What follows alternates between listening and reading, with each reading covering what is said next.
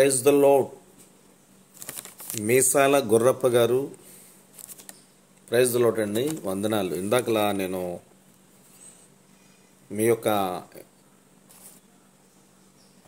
మాటలు విన్నాను.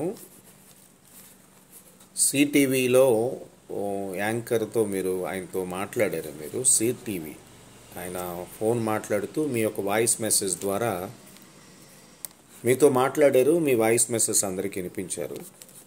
మీసాల గుర్రప్ప గారు మంచి సేవ చేశారు. కాకపోతే ఆ యొక్క జబర్దస్తికి వెళ్ళడము చాలా యావత్తు క్రైస్తవులందరికీ కూడా బాధాకరంగా అనిపించింది. మరి అంత్య దినాల్లో ఏర్పరచబడిన వారిని కూడా మరి నాకు తెలిసిన మట్టుగా బైబిల్ చెప్తుంది, ఏర్పరచబడిన వారు కూడా పడిపోతారని మత్తయి సువార్త 24 చెప్పింది. మీ మాటలు విన్నాను, ఎంతో పశ్చాత్తాపడుతున్నారు. కానీ మీరు చేసేది తప్పు. ఫస్ట్ మీరు తెలుసుండి వెళ్ళారో, ఎందుకంటే ఒక ఇంటర్వ్యూలో సినిమాలో కూడా నటిస్తాను, ఛాన్స్ వస్తానని కూడా విన్నాను. మీరు తెలుసుండి వెళ్ళారో తెలియక వెళ్ళారో ఆ దేవునికి అయితే తెలుసు. కాకపోతే సేవకులుగా ఉండి వేషధారులుగా ఉంటే దేవుడి నామానికి అవమానమని ప్రతి సేవకుడు కూడా ఖండిస్తాడు. మీరేం చేస్తారంటే, మిమ్మల్ని ఎంతమంది ఖండిస్తున్నారో అందరి కొరకు ప్రార్థన చేయండి. మరి నేను చేసేది తప్పు కదా, అందుకే ఖండిస్తున్నారని తెలుసుకొని, ఎందుకంటే మీరు చేసేది రోమాపత్రికలో ఉన్నది 2వ అధ్యాయంలో 24 వ్రాయబడిన ప్రకారం మిమ్మను బట్టియే కదా దేవుడి నామము అన్యజనుల మధ్య దూషింపబడుతున్నది. అది అన్యజనులు మరి దూషింపబడినట్టే కదా. ఇప్పుడు క్రైస్తవులు బాధపడ్డారు, అన్యజనులు కూడా చాలామంది ఇగో మీ సేవకుడు ఇలాగా, మీ సేవకుడు ఇలాగా అని మిమ్మల్ని కాదని దేవుడి మీద బురదేశారు మీరు చేసిన పొరపాటు. అయితే నేను చెప్పేదల్లా ఒకటే, మీకా గ్రంథంలో మీరు ఆ రోజు ఆ అబ్బాయి ఆ యాంకర్తో మాట్లాడుతున్నారు, బ్రదర్తో. మీరు మీటింగ్స్ వస్తున్నా, నేను వెళ్ళటం లేదు, ఎక్కువ వెళ్తున్నాను, రోజుకు 1-2 మీటింగ్లకి ఇప్పుడు కూడా వెళ్తున్నాను. కొన్ని సందర్భాల్లో వెళ్తున్నాను, లేక లేదు. అప్పుడు నేను మీటింగ్స్ ఎక్కువ అయిపోవడం వల్ల దేవునికి ప్రార్థన దూరం అయిపోయింది. ఇప్పుడు మాత్రం దేవుడితో గడుపుతున్నాను, నేను చేసిన తప్పు అని మీరు పశ్చాత్తాపడుతున్నారు, నేను విన్నాను. అయితే మనుషులు ఎవరూ క్షమించలేరండి. ఎందుకంటే మనుషులు క్షమిస్తే దేవుడెందుకు? దేవుడే క్షమించాలి అందరినీ. అయితే మనుషులు మరి క్రైస్తవ లోకంలో ఉన్న ప్రతి ఒక్కరు మరి దేవుడు సేవకుడిగా ఉండి మీరు అలాగే వెళ్ళడం ఎంతో బాధపడ్డారు కదా. దేవుడిమే పడింది బురద. అంచేత నా మాటలు కొన్ని మాటలు మీరు వింటారని ఆశ కలిగి ఉంది. ఎందుకంటే మీ మాటలు విన్నాను, పశ్చాత్తాపం పడుతున్నారు. దేవుడు మీ హృదయాన్ని కదని మీ అంతరంగాన్ని కూడా చూస్తున్నాడు. మీరు పశ్చాత్తాప పడుతున్నారో లేదో అన్నది ఆ దేవుడికి తెలుసు, మనుషులకైతే తెలీదు. నేను ఒక మాట మీ మాటలు బట్టి నీ మాట చదవాలనిపించింది. ఈ మాట మీరు ఖచ్చితంగా మరలా చదువుకోండి. మీకా గ్రంథంలోని 7వ అధ్యాయము 7వ వచనం నుంచి చదువుతున్నాను.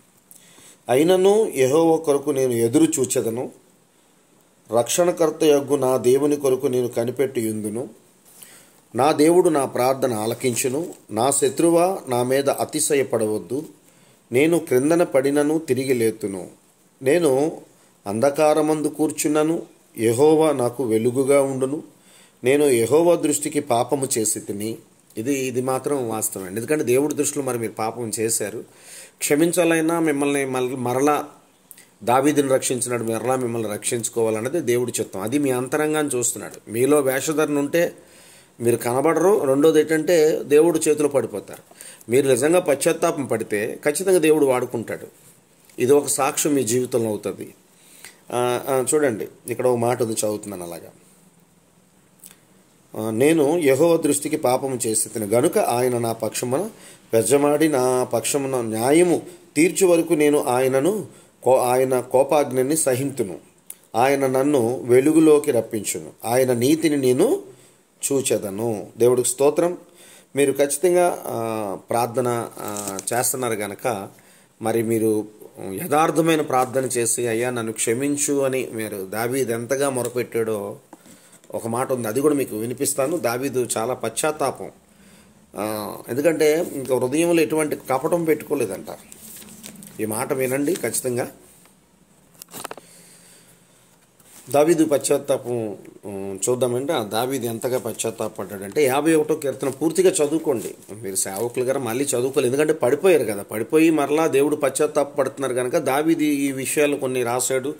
2 నుంచి 4 వచనాల్లో నా దోషము పోవునట్లు నన్ను బాగుగా కడుగుము, నా పాపం పోవునట్లు నన్ను పవిత్రపరచుము. ఆ కింద వచనాలన్నీ మీరు చదువుకోండి.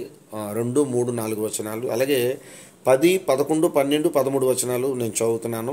దేవా, నా యందు శుద్ధ హృదయము కలుగుజేయము, నా అంతరంగములో స్థిరమైన మనసు నూతనముగా పుట్టించుము, నీ సన్నిధి నుండి నన్ను త్రోసివేయకుము, నీ పరిశుద్ధాత్మను నా యొద్ద నుండి తీసివేయకుము, నీ రక్షణ ఆనందం నాకు మరలా పుట్టించుము, సమ్మతి గల మనసు నాకు కలుగుజేసి నన్ను దృఢపరచుము, అప్పుడు అతిక్రమము చేయువారికి నీ త్రోవలను బోధించదను, పాపులు నీ తట్టు తిరిగెదరు. దేవుడికి స్తోత్రం. దావీదు ఎప్పుడైతే పశ్చాత్తాపం పడ్డాడో హృదయంలో పాపం తీస్తాడండి. ఈ వాక్యం కూడా చూడండి. 66వ కీర్తన 16 నుంచి చదువుతున్నాను చూడండి.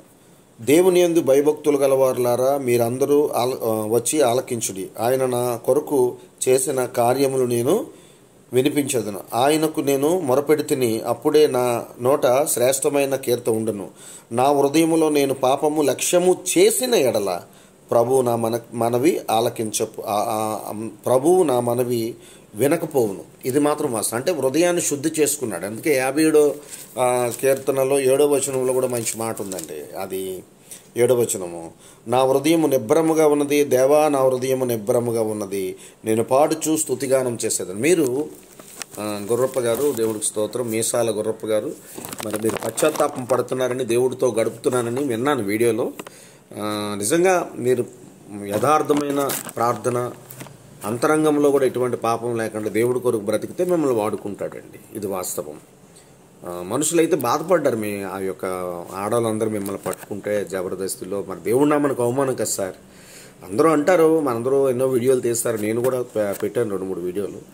మరి వీడియో మీరు కానీ చూస్తే మరి మీరు నశించిపోకూడదని, మరలా మీరు దేవుళ్ళో బహుబలంగా వాడబడాలని, ఆ దేవుడే మిమ్మల్ని క్షమించి మీరు చేస్తున్న ప్రార్థన బట్టి దావీదుని ఎలాగైతే రక్షించుకున్నాడో మిమ్మల్ని కూడా రక్షించుకోవాలని మేము ప్రార్థిస్తున్నాం. దేవుడు మహాకృప. ఇంకా వెనుదిరక్కండి. ఇంకా ఎప్పుడు కూడా దేవుడు ఆ గురి యొద్దకే పరిగెట్టండి, పౌలు గారు చెప్పినట్టు. దేవునికి మహిమ. మీరు మీ కుటుంబం రక్షించబడాలి, మీరందరూ బాగుండాలి, మీ సంఘాలు బాగుండాలి. ముఖ్యంగా మీ ఆత్మ నరకంలో నశించిపోకూడదని ప్రతి ఒక్కరు ప్రార్థిస్తున్నారు. ఇకపై ఆ బ్యాక్ వెళ్ళకంట ముందుకు వెళ్ళండి, గురి యొద్దకు వెళ్ళండి, దేవుణ్ణి చూడండి, మనుషుల్ని చూడకండి. దేవుడు ముందే చెప్పాడు కదా, మత్తయి సువార్త 10:17, మనుషుల పట్ల జాగ్రత్త అని. అంచేత మీరు చేసిన పొరపాటు బట్టి చాలామంది మాట్లాడారు. మరి మీరు పశ్చాత్తాపం పడుతున్నారు. మరి అంతా దేవుడే చూస్తున్నాడు. దేవునికే మహిమ. Praise the lord.